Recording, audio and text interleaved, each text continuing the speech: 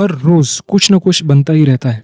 The never ending construction saga of India. सुबह का alarm बजता है, आप निकलते हो घर से और सामने मिलता है एक नया कंस्ट्रक्शन साइट।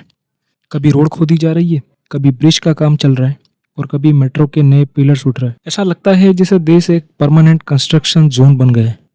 पर सवाल ये है, ये कब खत्म होगा? Reason behind non stop construction, political showmanship, development as a vote magnet. हर इलेक्शन से पहले नए प्रोजेक्ट्स का ऐलान होता है। Flyovers, metros, expressways. पॉलिटिशियन के लिए कंक्रीट का जंगल विकास का प्रमाण बन गया है। पर क्या ये असली जरूरत है या सिर्फ वोट बैंक का खेल? Poor planning and lake of coordination. एक तरफ रोड बन रही है और दूसरी तरफ वही रोड फिर से खोदी जा रही होती है। कभी सीवर लाइन के लिए, कभी इलेक्ट्रिक केबल्स के लिए। डिपार्टमेंट्स के बीच कोऑर्डिनेशन का टोटल अभाव है। रिजल्ट, टैक्स पेयर्स का पैसा वेस्ट और पब्लिक को सिर्फ परेशानी ही परेशानी। Contract based corruption. नए प्रोजेक्ट्स का मतलब है नए कॉन्ट्रैक्ट्स और नए कॉन्ट्रैक्ट्स का मतलब है नए कमीशंस। कई बार प्रोजेक्ट सिर्फ इसलिए शुरू होते हैं ताकि पैसा रोटेट हो सके। क्वालिटी और नेसेसिटी की किसी को चिंता ही नहीं है। Infrastructure obsession. हमें लगता है कि ज़्यादा इंफ्रास्ट्रक्चर का मतलब है ज़्यादा डेवलपमेंट, पर जब मेंटेनेंस नहीं होता, प्लानिंग नहीं होती, तो ये इंफ्रास्ट्रक्चर एक बोझ बन जाता है। Negative impacts of continuous construction. Number 1, public inconvenience. रोजाना की जिंदगी एक चैलेंज बन गई है। स्कूल जाने वाले बच्चे, ऑफिस जाने वाले लोग सब ट्रैफिक में फंसे रहते हैं। कंस्ट्रक्शन जोन्स के चलते एक्सीडेंट्स भी बढ़ गए। Pollution and health hazards. Construction से उठती धूल और पोल्यूशन से लोगों की सेहत पर बहुत बुरा असर पड़ रहा है। दिल्ली जैसे शहरों में तो कंस्ट्रक्शन का पोल्यूशन टोटल पोल्यूशन का 30% तक हो चुका है। लोगों को रेस्पिरेटरी प्रॉब्लम्स, एलर्जीज और स्किन डिजीज का सामना करना पड़ रहा है। Economic waste. एक ही रोड बार बार बनाना, एक ही प्रोजेक्ट बार बार डिले होना, ये सब टैक्स पेयर्स के पैसों का वेस्टेज है। और जब क्वालिटी कॉम्प्रोमाइज होती है तो मेंटेनेंस कॉस्ट और बढ़ जाती है। सेफ्टी मेजर्स का अभाव लोगों की जान ले रहा है। अहमदाबाद के थलतेज विलेज में एक ऑटो ओपन पिट में गिर गया क्योंकि कॉन्ट्रैक्टर ने सेफ्टी बैरिकेड्स नहीं लगाए थे।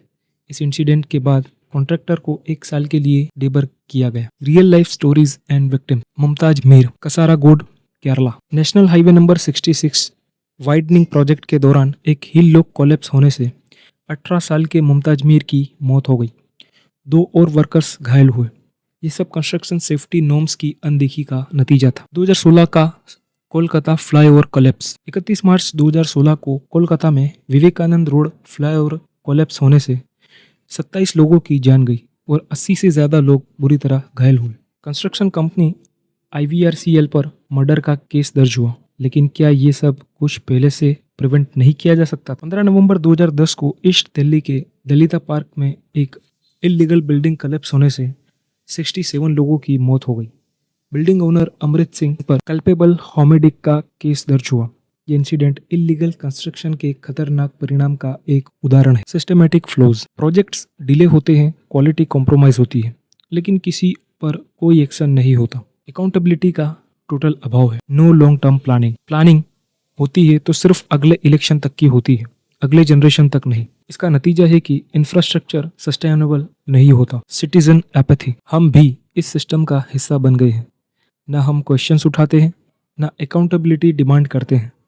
जब तक हम खुद नहीं जागेंगे, कुछ नहीं बदलेगा। Solutions and the way forward. Integrated project planning. सभी डिपार्टमेंट्स को मिलकर प्लानिंग करनी होगी ताकि ओवरलैपिंग और रीवर्क ना हो। जैसे कोई रोड बन रही है तो इंश्योर किया जाए कि वहाँ पर कौन सी केबल कहाँ से निकलेगी, सीवेज लाइन कहाँ से कहाँ तक निकलेगी, सारा कुछ पहले से ही प्री प्लान्ड हो। डिजिटल प्रोजेक्ट ट्रैकिंग, यानी जो भी प्रोसेस हुई है, जो भी प्रोग्रेस हुई है, वो सारा कुछ ऑनलाइन शो होना चाहिए ताकि पब्लिक देख सके कि कौन सी चीज़ का काम कब शुरू हुआ और कब तक खत्म होगा और अभी वो कहाँ तक पहुँचा है। और अगर कोई सिटीजन या कोई लोकल अगर उस पर अपना कोई फीडबैक देना चाहे तो वो दे सकता है।